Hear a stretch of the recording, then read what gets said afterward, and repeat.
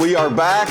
You saw Brandis earlier, and thank you, Queen, for so sorry. I know. Brandis's sessions are always huge hit. She always does a great job. So, Speed, any thoughts? You want to let her drive? I think the best thing to do is wind her up, let her go. Let's That's go. pretty much how all my bosses do. Brandis Hall, everyone. Take it away, Brandis. Thank you. So nice to see you today. It's nice to be back. All those good things. As I've been promising here at Rising Above, where it's all about elevating your business, we want to talk about leveling up that client needs analysis. And I use leveling up, I mentioned yesterday, because it's a gaming term, right? And when you level up throughout the game, you get a big hit of dopamine. And that's why we like to do that. And so when we look at our client needs analysis, I tell you, I've been out with some folks who are doing their client needs analysis or client needs assessment, whatever you want to call it, asking the questions. You know, I just want to say the 80s called, they'd like their client needs analysis back. Sometimes it's the 90s, but I'm hearing questions that things change, right? Some questions are always good, but not all of them. For instance, it was not that long ago I heard a sailor ask, "What hours are you open?" And I have no poker face, but I tried hard to be like, it's on the door. It's like, why are you wasting our clients' valuable time with this question? And by the way, if you are a business, a client, a Chamber of Commerce listening, I've got some wonderful things for you in this, because you can look at this and say, this is what I should be expecting from a client needs analysis. Darren mentioned yesterday, I think Jason Younger did too, of the businesses who say, if one more person says, I'd like to come do a client needs analysis, I'm going to jump out the window. There's a reason they dread it. And it's that we come in with the exact same 20 questions, and the questions are boring or they're just lazy. You know, and sometimes we get the heebie-jeebies, like, I don't know what to ask. So you get something tried and true. You ask everybody else, what should I ask? And the thing is, it should be specific to the business. So we're going to take you like gaming and level you up so you get that little hit of dopamine. Okay, so let's start with some hard facts. Fact number one, most sales are lost by doing a poor job at this stage of the sale than for any single reason, for any other. Now, you may actually get the sale doing a shabby job. Seen it happen in my early days, did it myself. However, you end up losing the client partway through the contract. They very seldom stick it out, or they just don't renew, because you actually lost them here, you and they just didn't know it yet. So that's the first fact. The reason for that is your primary goal is to get the sale. If I say, what's your goal for your client needs analysis? And you say to get the sale, thank you for playing, but you are focused on the wrong thing. And when you are focused on yourself and not the client, you are already self-sabotaging. I work with veteran sellers, and I'll say, are you totally focused on the client? Oh, yeah. Yeah, I'm focused. I'm completely client focused. And as we go through their sales process, I will find areas of which they are truly unaware, where they take the focus off the client and put it on themselves. And by the way, your client can smell it, and you will be punished with money taken off the bottom line or losing the account or the sale. So the goal of your client needs analysis is not to get the sale. There's a point where you get the sale. It is not now. This is a process. I love that Darren talked about we're going to begin the process. This is part of the process of getting the sale, but it is not the point at which you get the sale. So then, if that's not your goal, what is the goal? What is the goal of the client needs analysis? Oh, that's right, you're not here. Okay, well, we'll just move on and we'll talk about your goals. So you have 6, actually. There are 6 fundamental goals that you should have in mind at the client needs analysis, right? You need to build rapport with that client. And that doesn't have to be small talk. Small talk's nice, but you're wasting time. And time is people's most precious commodity right now, your client and yours. So going in and saying, how about them Cowboys, right? Even Cowboys fans don't want to talk about the Cowboys right now, right? So in the questions you're asking, if they're smart questions, if they're thought-provoking, if they're interesting, that builds rapport. They love talking about their business. That's their baby, the good, the bad, the ugly. Well, we don't want to talk about ugly babies, but sometimes you have to. But that starts building rapport. People are interested in people who are interesting. And it's interesting to them when you ask interesting questions. You certainly want to discover the budget. And by the way, the best way to discover the budget is not, what's your budget? That's like going into a bar at last call and asking people, are you married? I mean, why would you beg them to lie to you? They're trying to pull off the, of course they're going to say no. They're at a bar at last call. Don't ask me how I know this, right? So there are ways. We will not discuss it today. You can email me later and we can have those conversations. But you do want to discover at least a ballpark budget so you know whatever goals they're setting, are these reasonable and would they be spending enough to make it happen, right? You have to uncover the needs. What do they need? There's the big needs. There's the little needs. There's the immediate urgent needs. There's the short-term needs. There's the long-term needs.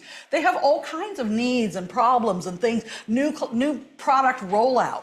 You know, you got a car dealership every September, it's cyclical. The 2025s are here, right? And now coming up in March, they're going to be trying to get those 2025s off the lot by March because they got to start thinking about how many 2026s they're going to order. And in September, listen and watch for commercials. The 2026s are here, right? So there's a need that goes twice a year right there. And in between, they have 1,000 other needs. And some needs they don't know about in advance because they come up suddenly. Things like COVID, or the economy trashing, or there's no chips available to put in the cars. So things change and needs can become urgent or go on the back burner. You got to keep communicating with that client, right? But you want to find out what is it they need to do. That's that getting that homework assignment, right?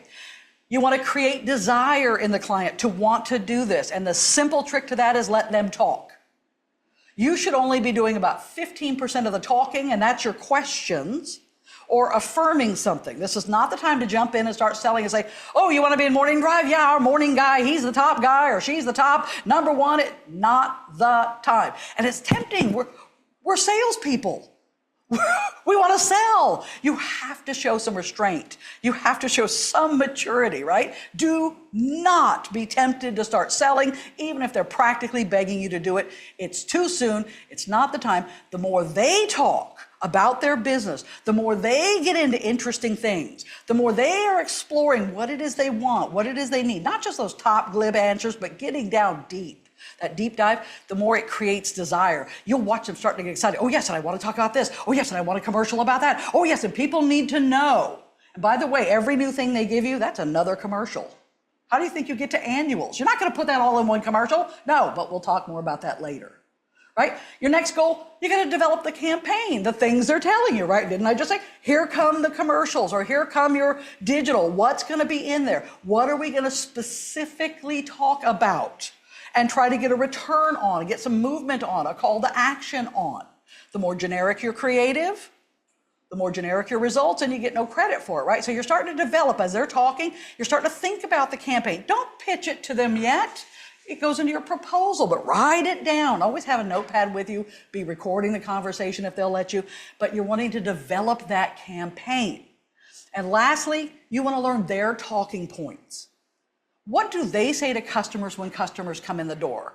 I can go into a furniture store looking to buy a couch, and I guarantee you, the salesperson who comes to sell me that couch does not mention that they're family owned and operated. It's just not part of the sale, but they want to put it in all their advertising, or that they've been there for 60 years. No, he comes and talks to me about couches and what I need. And do I want it delivered, right? So those are your 6 goals. You need to have those in mind, not go in with just one or 1 or 2. You need to get the answers to all of those in a client needs analysis. So fact 2. This is the fulcrum on which your entire sale pivots. That's why so many people lose it here. You will notice, I used to work at the Radio Advertising Bureau. They are the trade organization for the radio industry. Sales, marketing, research, great stuff, right? And they always have there the 7 steps to sales success. Now we know there's other steps, but these are the key ones, right? You got your smart prospecting, getting those appointments, leveraging the research that is available everywhere now, right? The client needs analysis, writing a persuasive proposal, having engaging presentation skills, right? And then addressing objections and closing. Did you notice where the client needs analysis is on that? Have a look at that list again. Right in the middle of your sales process. That's why it's the fulcrum. There's everything you do before, there's everything you do after, and the research kind of happens at every level, right? But it all turns on whether you do an excellent job in the client needs analysis, or if you do a poor job or an average job or a mediocre, and too many times we settle for mediocre. And if you're a client listening to this, you're like, yep, that's why I dread it. Because they come in with a list of 20 questions. It's the same 20 questions everybody asks. It's just boring. It's not interesting. And they only care to get the information to make the sale. They just want enough information out of me to persuade me to buy. And somehow it's not enough information to really get to know my business and what makes it work and what it is we need to do.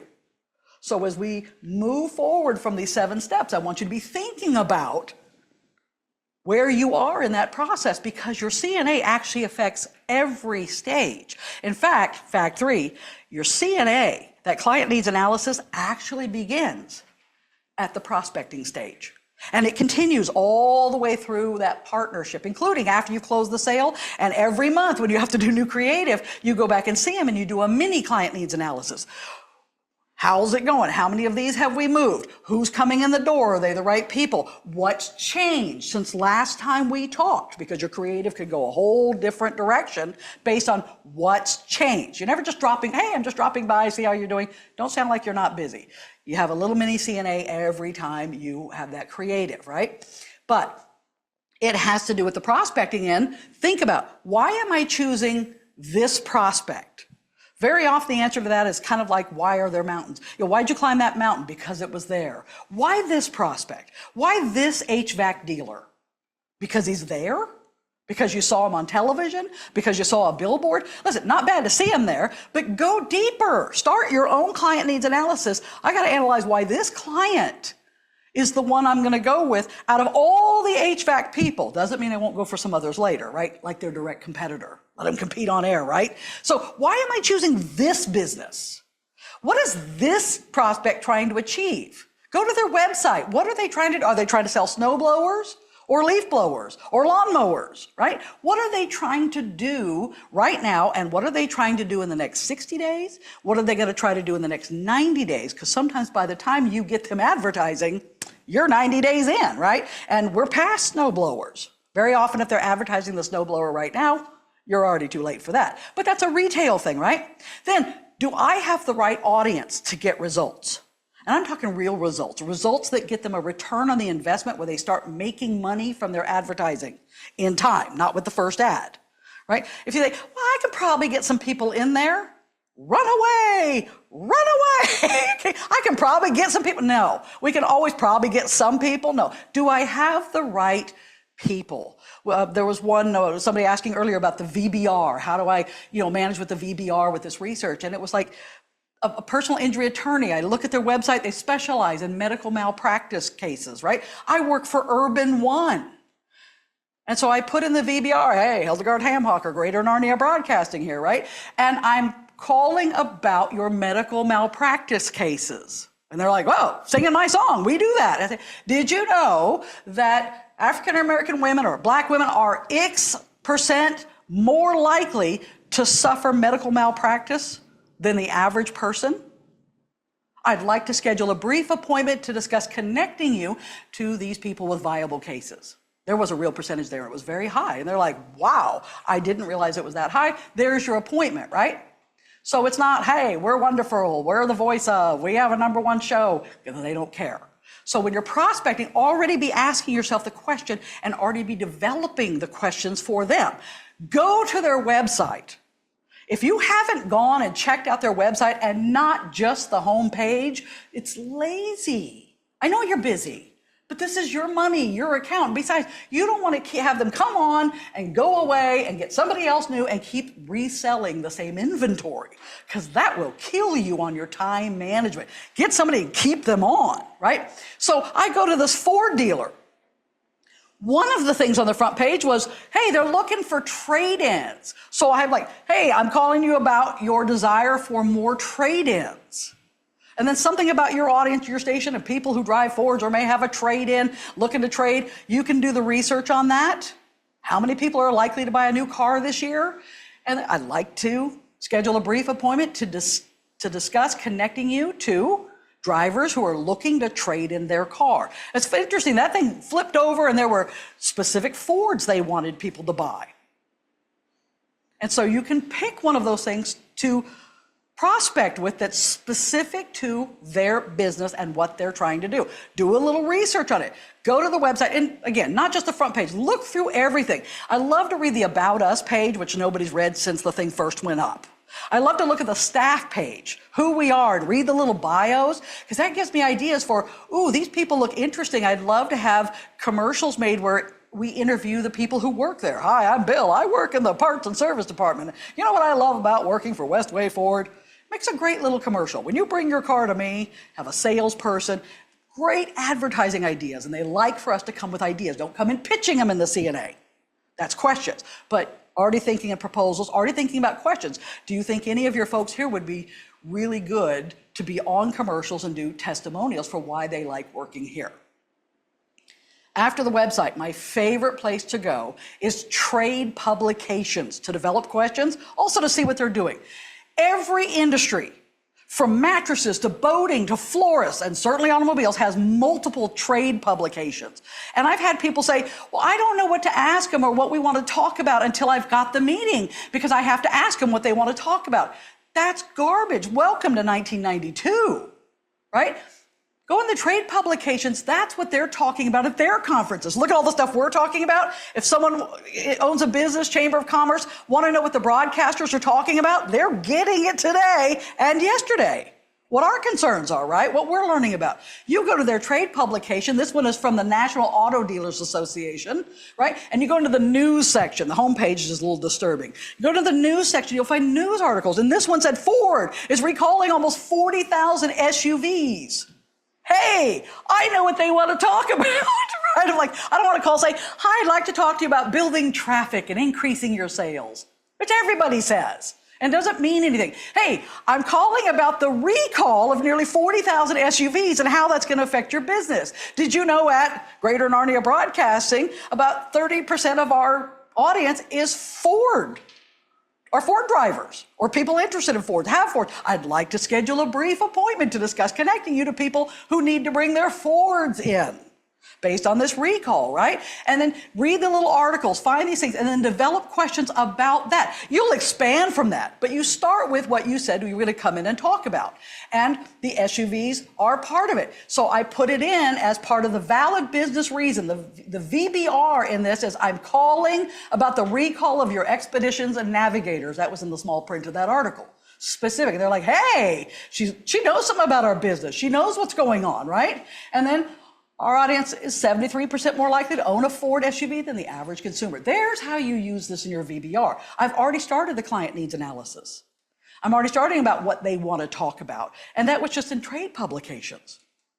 If you aren't checking out trade publications, you're cheating yourself of getting more appointments for more sales, for more money that stick with you longer. You're not branding yourself to stand out from the competition. We tell people we can help you cut through the clutter. If you can't cut through the clutter to get the appointment, the clutter of all the other salespeople across all other media, then how are you going to help them cut through the clutter on anything, right? So you've got the CNA and the prospecting, the CNA and that research, the CNA and getting that appointment. It's already started. Then you got the CNA and the CNA. Yes, finally you're in there asking questions, right? So, mentioned before, if the goal of the CNA is not to get the sale, but part of the process, what's the goal again? Sing along with me, right? We want to build rapport. We want to discover the budget. We want to, what was the third one? Uncover their needs, right? They don't have to be in any particular order here, right? So follow along with the bouncing ball or the clicker that keeps sticking, right? Create desire in the client to want to do this by asking smart questions. Help them develop their campaign and learn their talking points with customers so you can use that in whether it's a commercial, whether it's digital, you can use their talking points. The 6, right? Didn't you see that before? Right, because frequency sells. That's why they have to buy a lot of commercials from me, right? So in the CNA, you want to ask smart questions. Not what hours are they open? How many cars did you sell last month? How many do you need to sell next month? Okay, some of the stuff you can find out, but what are the smart questions? Questions that make them think. Questions that make them ponder. My favorite questions to ask them are when they say, I don't know, but I'll get back to you. when they really can't answer the question themselves. They have to really think about their business. So here's a pop quiz for you, right? The opposite of talking is. Go ahead and text Brian your answers. The opposite of talking is. Talking louder. Well, you're still talking, so it's not the opposite, right? Thank you, but no. Anybody else? The opposite of talking is? Listening. No. But thank you for playing. A third answer. Who's got it? If it's not talking louder, if it's not listening, what is the opposite of talking for most salespeople? Thank you for playing. You get a year's supply of rice or roti. The San Francisco treat, right? The opposite of talking is waiting to talk for most of us. We'll ask a question and we half listen to the answer because we're wanting to jump in. In fact, we like the answer. Sometimes, oh yeah, we can do that. We can talk. We start pitching. Hate the word pitching. Unless it's baseball, stop pitching. Stop jumping in with solutions when they're trying to tell you something. This is not the time. And so if you find yourself, and we're all guilty of it as salespeople, when someone else is talking, we're waiting to talk. Write things down on that little notepad. I don't care if you're recording it. Write things down because it forces you to slow down and listen to their answer. Write their own words, their quotes, everything they're telling you, and then it makes you pause. And they think you're really listening, which you should be, but maybe you aren't. It takes that minute after they've answered for you to go to the next question. And maybe you realize, wait, there's a follow-up question. So don't spend your CNA waiting to talk. People say, I need some good questions. Can you send me some good questions? Send me the right questions. I'm sorry, there are no right questions. The questions vary by client. Now, do not get me wrong. There are some questions that you can ask of 90% of your clients. But there should be some questions that are specific to that client. Yesterday with Jason Younger, he rattled off a bunch of really great questions that you can ask of most of your client. Nothing wrong with that. Some questions are universally applicable, but there are a restaurant. What's your average ticket? What's your average tabletop? 2 top, 4 top? How often do they return, which is key in keeping that client? How often do you get repeat business? Well, you wouldn't ask that of a car dealership. They don't have a ticket. They don't have 2 tops and 4 tops. Some things are specific. The only questions that matter are the questions that help you get that client and keep that client. Because remember, you're doing all those little mini CNAs with them as well, right? So when you email me, as many of you will, at bhall@radio-1.com, right? You'll be asking, there are CNA questions. Please send me your slides. I will be happy to do it. And here are some wonderful questions you can ask almost anybody, and some are specific, but make sure these are a great starting point, but have questions that are smart and specific to that business and what it is they're trying to do. So I mentioned the Ford recall, right? So in addition to anything else, I would ask, what are the benefits to your dealership of people bringing their recalled cars to you? Because you're doing the work for free. By the way, there are about 7 benefits. They can build their branding, show they care about their community, upsell you into, hey, you need a new air filter too. And while you're waiting for that recall to be fixed, you're looking around at all those new Fords in the dealership. So there are benefits. What are the specific benefits of people bringing it to you? How prepared is your service bay for a sudden increase in recall vehicles? Do you have enough parts? If they start bringing them out, have you already got the parts you need? Do you have enough staff to handle the load? Are the wait times short? Are the wait times long? What's the average wait time going to be? That might end up being part of the ad. You'll wait an average of 15 minutes to have your car looked at, right? Depends on the recall, but that's specific to their business. Now we get to the Fab 5, right? Who, what, when, where, and why. We'll leave how out of it. Who, that's part of your CNA. Who are your clients? And people will say, who are your customers? And they'll give you something generic, right? Well, it's about half women, half men. They're 25 to 45. They're pretty affluent. They're always affluent, right? We want affluent people. They're college educated. They're located near me. That doesn't tell you anything. You've got to create creative that speaks to a consumer, and that's everybody. Who's your customer? Everybody. Let's get a little more specific. Who's your customer for the Toyota Camry? Who buys the Camry specifically? Who buys the Lincoln Navigator specifically, depending on where you are, right? Specific. The Lincoln Nautilus, 37% women between 40 and 45 make over $75,000 a year. They're either divorced or on their second marriage. They have kids in their teens or young adults. And 4 out of 10 are realtors because they got to take the clients everywhere. Now, I can do creative to that person. And they know that it's working when those ladies are walking in and wanting to look at the Nautilus. And another month, maybe I look at a different Lincoln to advertise. The Aviator. Well, now I'm talking to 63% men between the ages of 35 to 44, probably in middle management, making almost $100,000 a year, depending on the market. Kids between 10 and 14, preteens, right? I can come up with creative and digital that targets those people specifically for that car. By the way, there's 2 months of advertising. See why I sell annuals? That's only 2. And we haven't even gotten to the 2026s are here, or it's a sale celebration. You got to get the 25s off the lot, or it's Ram month, or Jeep Cherokee month, or whatever month they have. Look at the calendar. It comes around. You shouldn't be caught unawares and surprised when it's there, right? So what? The CNA and the creative, that's where we're getting the answers for how do we put commercials together that are not generic and get no results, or at least no measurable results. And then people go away because I tried that once and it didn't work. It may have worked, they just had no way of knowing, right? So we go in with our pitch, our horrible pitch. We're here to help you increase traffic and make more sales. Please toss that, step on the little rubbish bin lever and toss that right on in, right? Because what the client's thinking, what are they trying to do? Yes, they want to increase traffic and make more sales, but they're wanting to increase sales per customer, perhaps, to grow a particular demographic. A lot of these need more of those. It's growing. Maybe they want more Gen Zs who are coming into the car market. They want to drive those return visits, position themselves against a competitor who's got the advantage on them, or a new person in town. Nikki New Person is here. We want to position against them. Maybe they've had a scandal and they want to improve, like a lot of recalls, and they want to improve that public perception, or they're new owners. New owners, we just bought this out. They want to promote new products, new services. They want to get rid of something that's sitting on the lot and been there too long. Come buy this, right? Push, pull, or drag your trade in and we'll blah, blah, blah, blah, blah. You've heard the commercials, right? You see how specific the information is. And based on those, it's like, how do we increase sales per customer? How do you normally drive return visits? What have you been doing that's worked? What have you done that hasn't worked? What has someone else done that you thought, I wish I'd thought of that?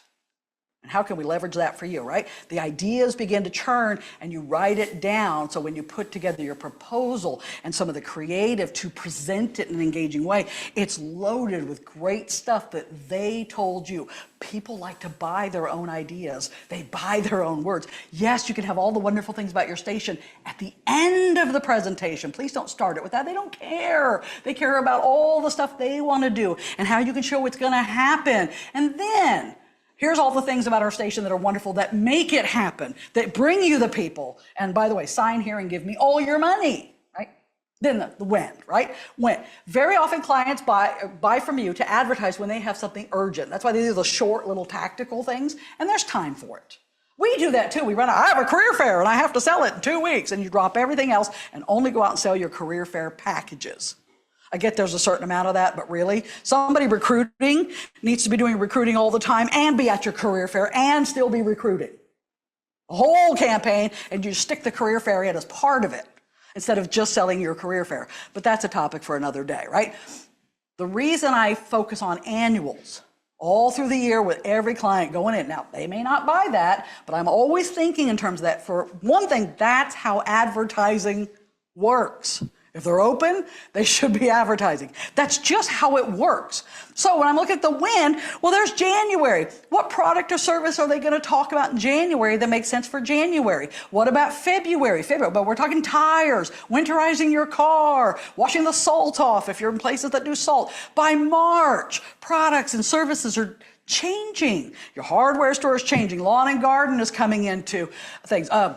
They're trying to get rid of their 2025s off their lot, depending on the business. By April, a product or service they want to focus on in April. See, then your creative is specific for each of these months. Now, you may not get all of this in the first CNA, and that's okay. But every time they tell you, oh, and I also want to include this. Oh, and I also, people need to know that, write it down. Oh, that'd be a great a great creative thing we could focus on for April? And they say, oh, and I also want people to know that. Let them tell me more about that. Oh, you know, for August, that'd be a great back to school.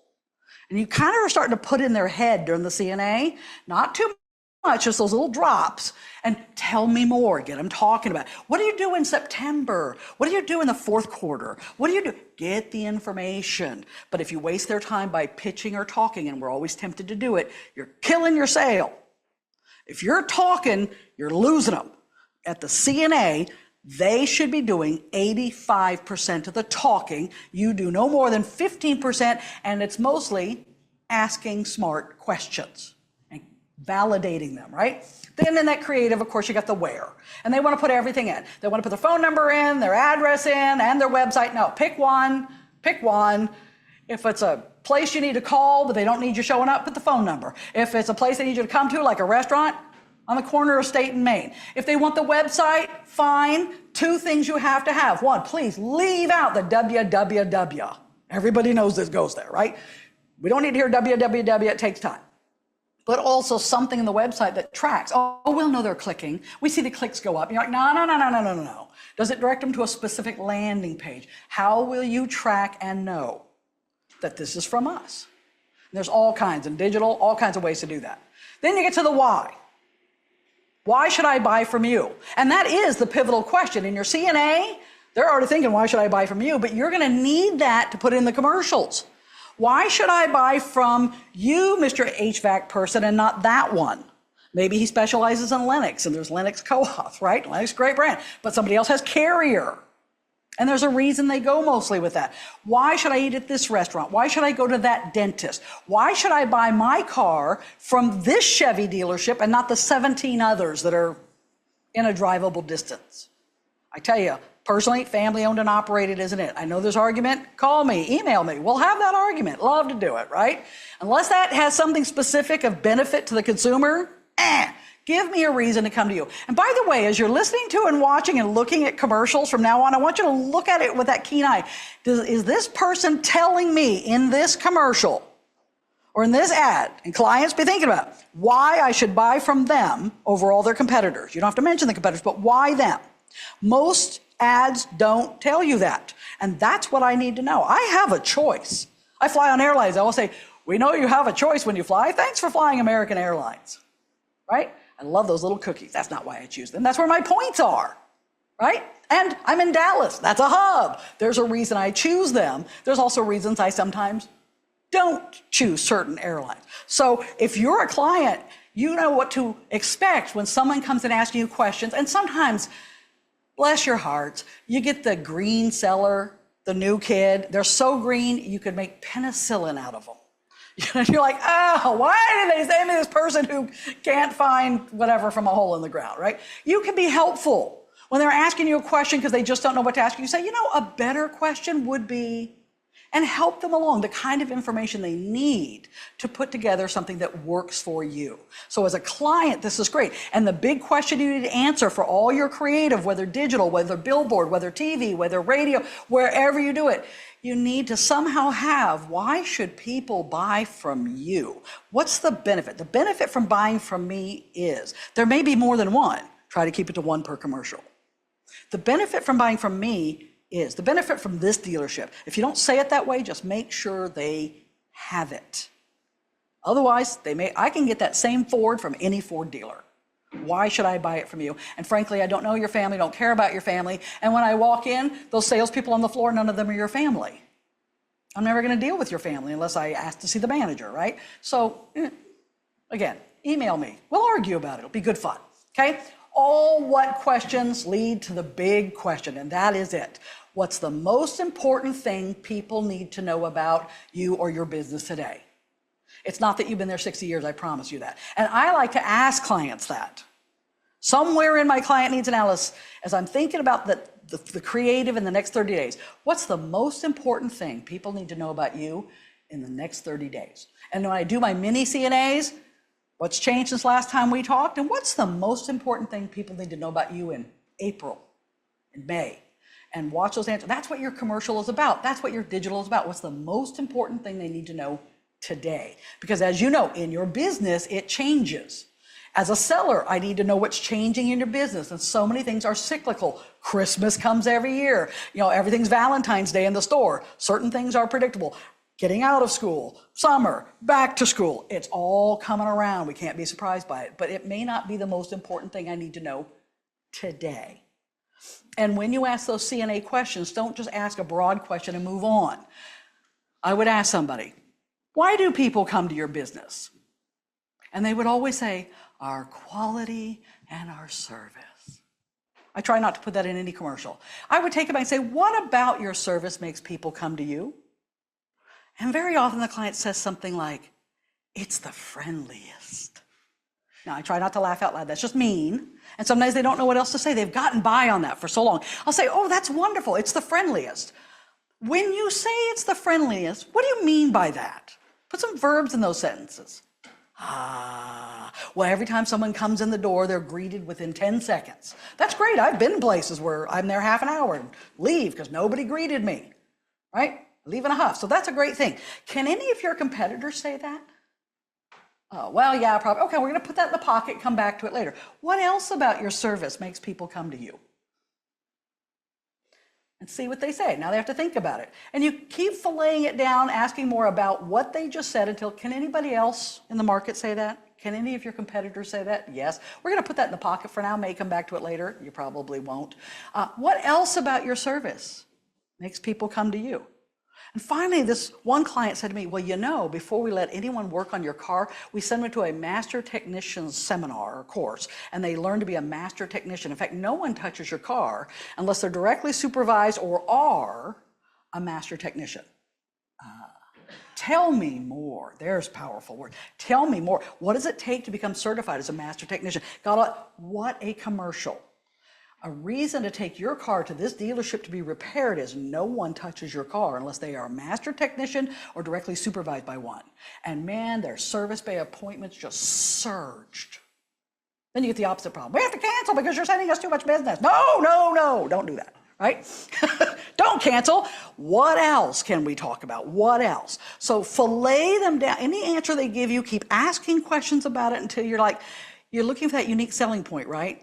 It's easier said than done. But when you say, can any of your competitors say that? And they say, no. Now I got something I can put in almost any ad. The reason to buy from them.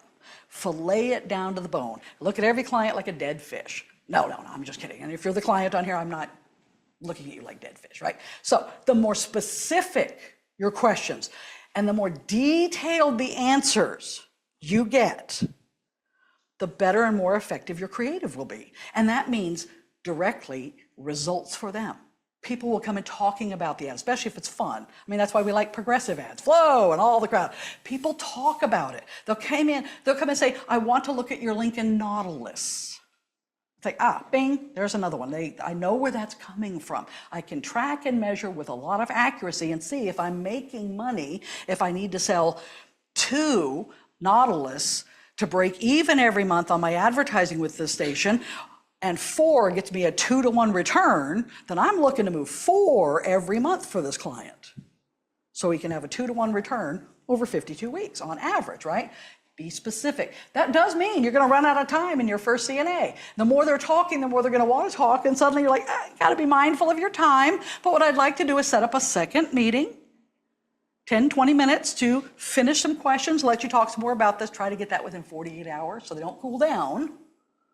And you remember we used to go in and sit down for an hour and say, tell me about your business. Ain't nobody got time for that anymore. Nope, they're not gonna give you the hour. And then they wanna hear you to say, tell me about your business, because do your homework. Did you go on the website? Did you go on trade publications? Did you Google something? You should know more about the business. Everything's out there. There's no excuse for ignorance with the internet. It's shocking so much of it exists because it's just all the answers are there, right? Even the wrong ones. So instead of going in and trying to get an hour or trying to get an hour's worth of information now in 20 or 30 minutes, do 2 CNAs. But if they're doing most of the talking, they'll be for it. If you're doing most of the talking and slipping into pitching, they're not going to go for it because you're boring them. And if your questions are lazy or uninformed or too generic, they're not going to move forward with you. You've got to level up. Like a gamer, you got to take it to the next level and be better than everybody else so that they're like, wow, I love the questions this person's asking. They're making me think. They're giving me ideas. I'm thinking, oh, I'm feeling possibilities. This could be great. That's what you want them to feel. You want all the hairs in their arms and neck to stand up. And if their head, if it'll do that too, yay. During your CNA, if you're asking the questions, you're in absolute control for you control freaks. I'm one of them. Right? You start pitching, you're losing control. They sit back and fold their arms. And it's like, start asking questions. Just zip it and go around to a question. The more you ask questions, the more they keep that wall down, right? They always have that defensive wall up. We all have it. You ask smart questions in order to answer you, that little wall has to come down. So that defensiveness goes away. Save any selling for when you make your presentation of your proposal. You don't sell when you're prospecting. Don't sell in getting the appointment. Don't sell in the CNA. Put your proposal together, come make an engaging presentation, and that's when you sell. Save it for when it's time. Otherwise, it's like dating. You're moving too fast. They'll jump out. Okay, speaking of your presentation, your CNA has everything to do with that, right? All the stuff you're going to put in the proposal before you talk about your station. So, question I'd love to ask, one of those ones ask almost any advertiser. Give me 3 advantages that you have over your competitors. And then I ask for each one, tell me more about that. Tell me, how is that an advantage? Why don't your competitors do that? I get lots of information about each. But when I make my presentation, now, Mr. Client, you told me that you actually had 4 advantages over your competitors. That large inventory of new cars, complete parts and service department, competitive pricing, and that well-trained sales staff. I've met them, they're fabulous. Is that still correct? These are your competitive advantage. And they say, yes. And I say, wonderful. Now, of these 4, which would you like to tackle first in your campaign? And they'll say, ooh, competitive pricing, because Honda just dropped all their price. Okay, that's number 1. Then number 2, my well-trained sales staff. Number 2, I write on a paper version. Number 3, number 4, I put them in order. See, now they start thinking, wow, we can move things around as needed. Yes, we can. These are not 2 tablets of stone. And they're engaging, they're taking ownership of the presentation with the information they gave me, but it shows I was listening. Also, there's 4 commercials. I got 4 months of advertising just on their advantages. And of course, I asked them, can you give me 3 advantages your competitors have over you? Ooh, that's tougher. But I'm inconveniently located. I've not been in business as long as some of these people. I don't have the branding. And because I only sell Mazdas, they think I don't have as much selection. Great. Get information. Why is this? Why is this? Why is this? How is this? How are you fighting it? How are you overcoming these things, right? In your CNA, and get all that information. And by the way, I asked them this too. Of the areas where you have concern and your competitors have the advantage, which would you like to tackle first in your campaign? Inconvenient location, number 1. Sometimes it's in the order they give you, sometimes it's not. If they move things around, who cares? It doesn't matter. It makes them take ownership of that presentation. It's their presentation now. They're moving things around. They're in, they're engaged. They're not just sitting there going, as you read it to them, waiting to get to the numbers. They're thinking, even in the presentation. If they change the order, so some commercials come sooner than others. By the way, look, 3 more commercials. That's 7. We've got 7 months of advertising and we haven't even gotten to the 2026ers are here and the sales celebration and it's Ram month. We haven't even gotten to that. Things will happen. See, you can walk them to an annual. You don't go in and scare them. We're going to get you an annual. You just walk them toward it where they're like, When they give you the answers, if you're asking smart questions and you're really letting them talk and encouraging them to give you information, tell me more, tell me more, tell me more. It should make it possible for you to develop a proposal that prospect will embrace. I see me all over this. I see how it's going to work. I see why it's going to work. I love this. And at the end, all the things about your station that make it work. At the end, you're number 1 at this. Your audience is that. At the end, after they've seen themselves, they can see themselves on your station. They can hear it, right? If you're the client, you know I'm telling the truth. Yes, you're talking about me. Tell me at the end about the stuff that's going to make it work, right? I want to embrace that proposal. I don't want something coming in the first 5 pages where all about you. I don't care yet, right? You got to be able to create messaging that will drive results. And the client is like, the minute so often you play that spec spot or their first commercial and they're like, yes, that's me. We've seen commercials sell people.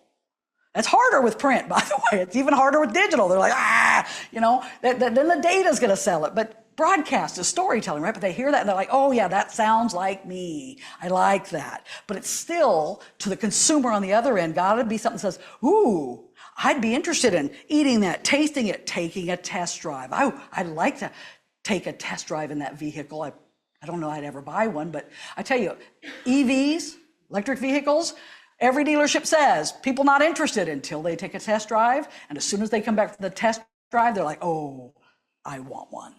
That's how they're selling EVs. Up, down, doesn't matter if they can get people taking test drives.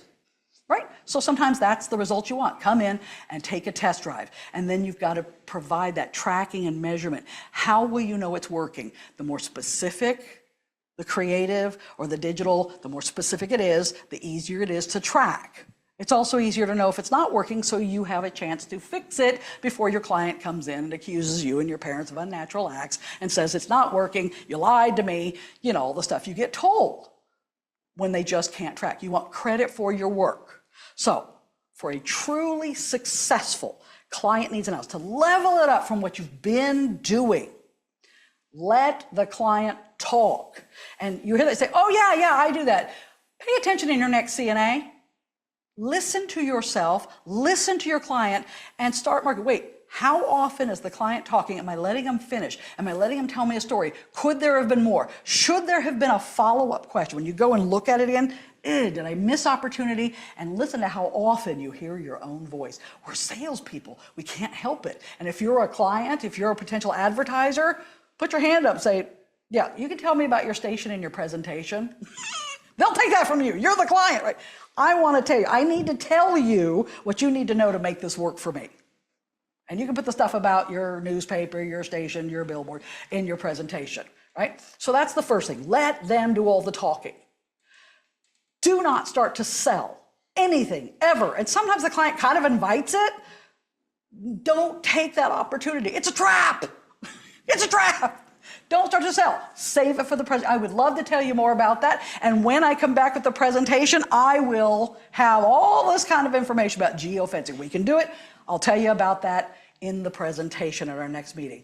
And lastly, as you think about your goals, think about all the places you're going to be using this in your prospecting, in getting the appointment. You saw it with the VBR, in the discovery, the actual CNA, in putting together the proposal, in your presentation. The CNA is in, like tentacles in all of this. It's woven in. It's in your creative. It's in your tracking and getting renewals. It's at every point. It affects them all. That's why it's so easy to lose them here and not even know it. So be thinking about your 6 goals. Who remembers what they are? Build rapport, right? Discover the budget, or at least a ballpark of it. Uncover the needs. And beyond just the generic, I need more sales, right? Create the desire in them by letting them talk, to want to be a part of this and go on this journey with you. Start developing that campaign out so you can present it in the proposal. What's it going to sound like? What's it going to look like? What's the attitude going to be? What's the spirit going to be? What things are you going to talk about this month, this month, this month, this month, knowing you can change it at any point if something changes, and learn their talking points. How they sell things when people come in, include that in how you advertise it. Those are the key things to level up that CNA. If I've done this right, you have more questions than answers now. So my email, bhall@radio-1.com. And above all else, don't forget to have fun. We are in show business. This is what it's all about. We may be on the business end, but you got to bring the show, right? If you aren't having fun, why are you even getting up in the morning? Make sure you're having a good time while you live your life and do your business. Thanks. Questions for me? What? Questions for me? What? We were Wow. back Let the dogs out. there. Yeah, we were back there yakking. Of course you were. Hey, What? Good job. What did you talk about again? How do we know? You weren't even What here. a surprise. What a surprise. What'd she talk about? I don't know. Listen, you said- Everything. I'll kick it off one way. Kick it off. You said one thing that I totally agree with. You said a lot of things. One thing. No, You said One 30 thing. things we Totally did. agrees with.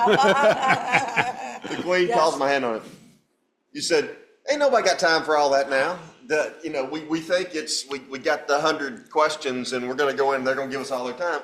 Ain't nobody got time with that. No. Nobody got time for that. And so we got to change how we approach that. But I love that. I'm glad you said that. Yeah. You know, it's interesting because, again, this is the first year we've had our clients on here as well. And at times we're thinking, wow, are we letting them behind the curtain too much? It's like, they need to behind the curtain. Yep. They need to say, hey, you've been handling me totally wrong. Yeah.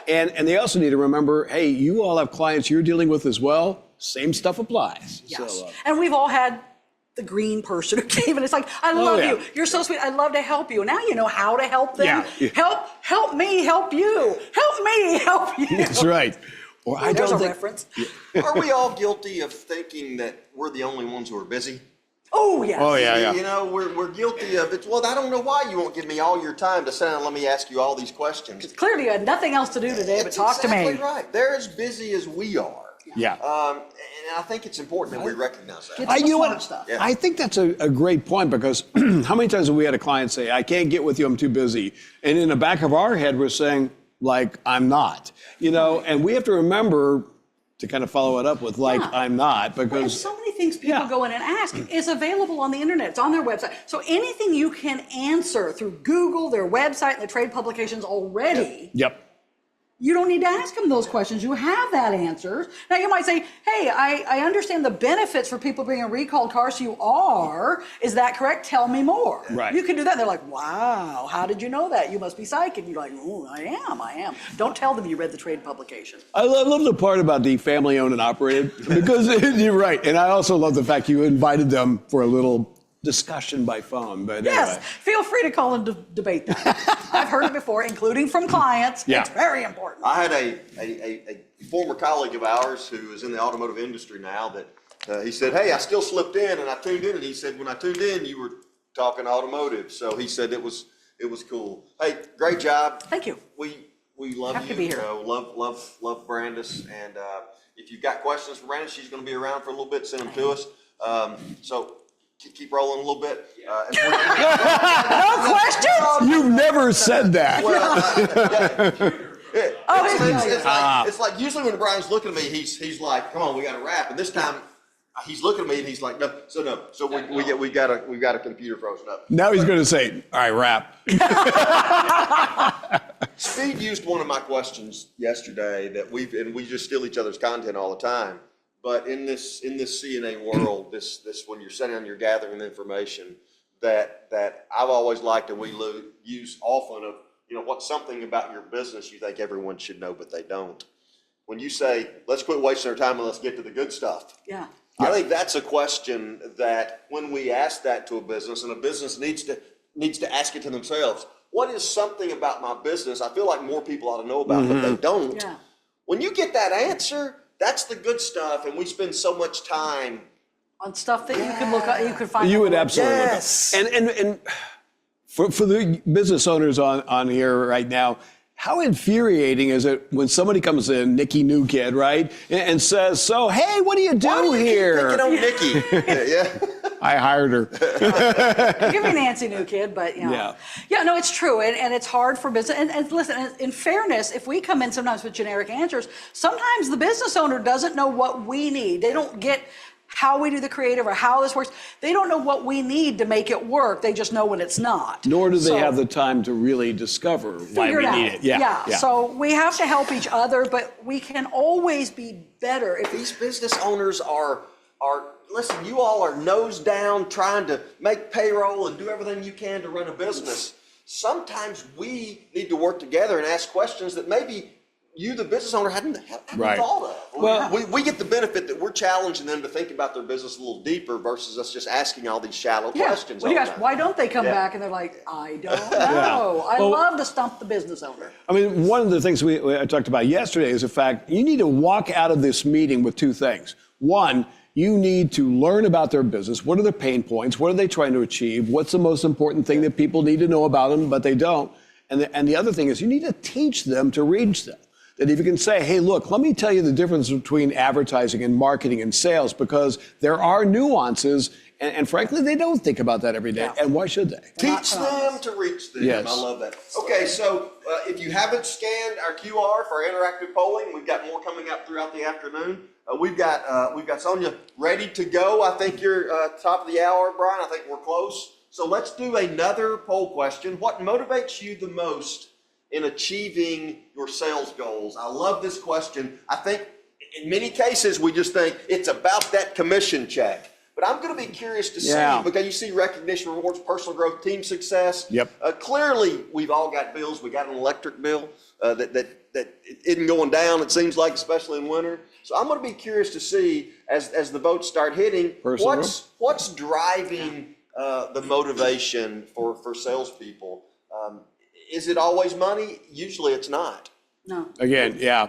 And if you've hit the point where you're comfortable and can pay all your bills, it may have been financial up to that point, but now I want something more. Yeah. Now that I've got the money, I need something more. Yeah. And as you can see, well, you know what? Recognition and rewards, I think sometimes as a manager, we think we've got a reward and personal growth, team success, financial incentives. At this point, this is pretty interesting. Here we got recognition and rewards that's garnering a little traction.